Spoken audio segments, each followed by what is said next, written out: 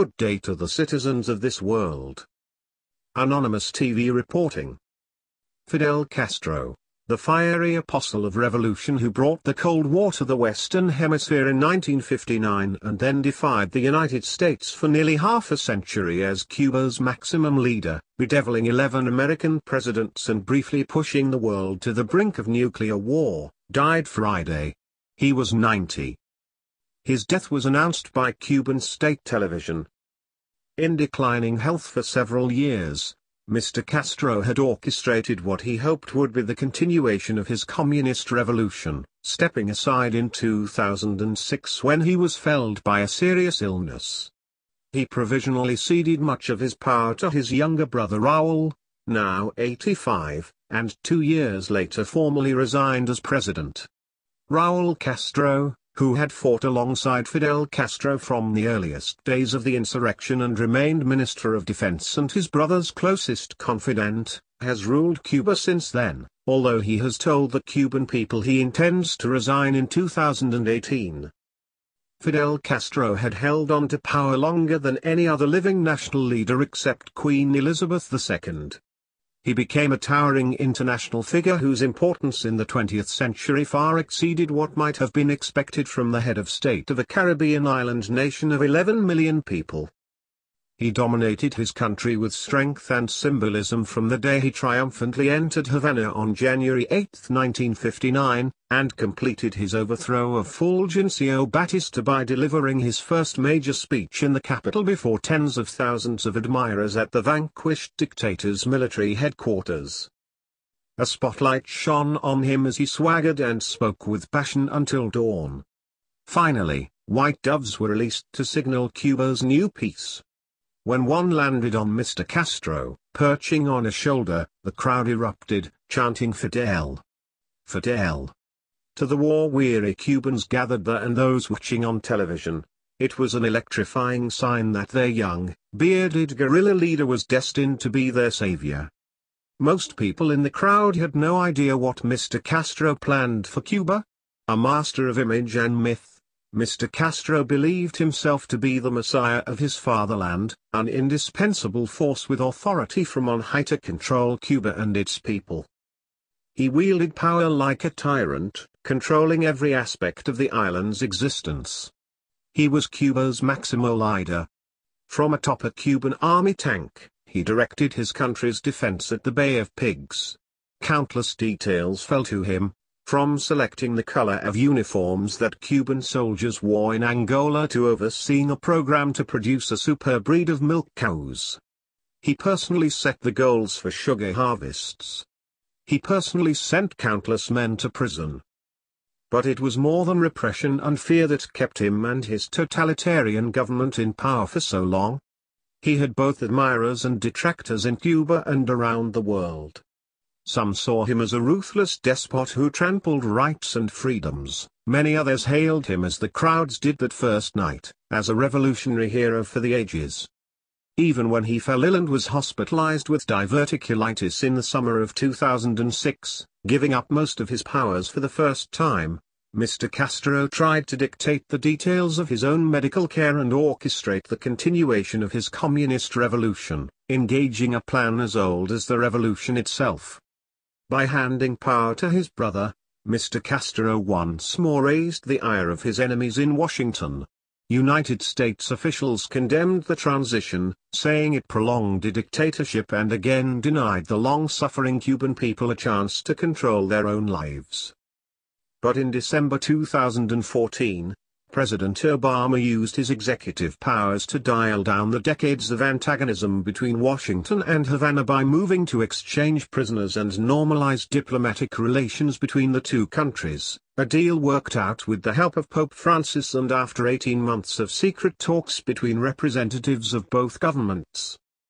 Though increasingly frail and rarely seen in public, Mr. Castro even then made clear his enduring mistrust of the United States.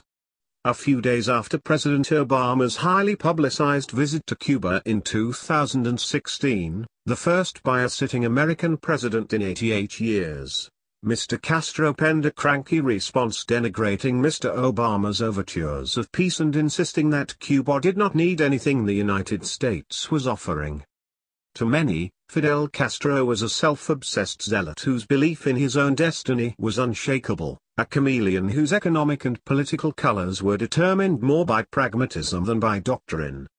But in his chest beat the heart of a true rebel. Fidel Castro, said Dr. Henry M. Riston, president of the Council on Foreign Relations in the 1950s and early 60s, was everything a revolutionary should be. Mr. Castro was perhaps the most important leader to emerge from Latin America since the Wars of Independence in the early 19th century. He was decidedly the most influential shaper of Cuban history since his own hero, José Martí, struggled for Cuban independence in the late 19th century. Mr. Castro's revolution transformed Cuban society and had a long-lasting impact throughout the region than that of any other 20th-century Latin American insurrection, with the possible exception of the 1910 Mexican Revolution. His legacy in Cuba and elsewhere has been a mixed record of social progress and abject poverty, of racial equality and political persecution, of medical advances and a degree of misery comparable to the conditions that existed in Cuba when he entered Havana as a victorious guerrilla commander in 1959. That image made him a symbol of revolution throughout the world and an inspiration to many imitators. Hugo Chavez of Venezuela considered Mr. Castro his ideological godfather. Subcommander Marcos began a revolt in the mountains of southern Mexico in 1994, using many of the same tactics. Even Mr. Castro's spotty performance as an aging autocrat in charge of a foundering economy could not undermine his established image.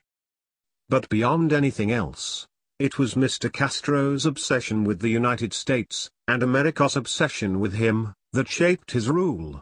After he embraced communism, Washington portrayed him as a devil and a tyrant and repeatedly tried to remove him from power through an ill-fated invasion at the Bay of Pigs in 1961, an economic embargo that has lasted decades, assassination plots and even bizarre plans to undercut his prestige by making his beard fall out.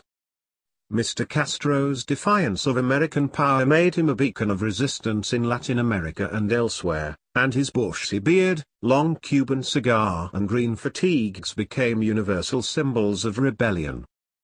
Mr. Castro's understanding of the power of images, especially on television, helped him retain the loyalty of many Cubans even during the harshest periods of deprivation and isolation when he routinely blamed many of Cuba's ills on America and its embargo.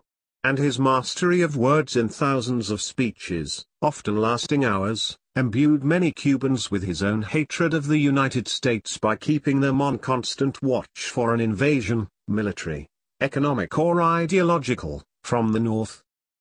Interactive feature, Castro's Revolution, illustrated. Thousands of posters were commissioned by the government to promote his vision of a socialist society. Over many years Mr. Castro gave hundreds of interviews and retained the ability to twist the most compromising question to his favor. In a 1985 interview in Playboy magazine, he was asked how he would respond to President Ronald Reagan's description of him as a ruthless military dictator. "Let's think about your question," Mr. Castro said, toying with his interviewer. "If being a dictator means governing by decree, then you might use that argument to accuse the Pope of being a dictator." He turned the question back on Reagan. If his power includes something as monstrously undemocratic as the ability to order a thermonuclear war, I ask you, who then is more of a dictator, the President of the United States President? Sincerely yours, your Uber driver. We are the truth that's hiding in the dark. We are the last stand for humanity. We are your neighbors. We are humanity. We are a legion. And we are now. We do not forgive. Expect us. We do not forget. Expect us. Sincerely yours. The sanitation man. Expect Special us. shout-outs in Hive. Inspect. Operation Second. And the Anonymous Collective. And I have to start again with just my children and my wife. I thank my life.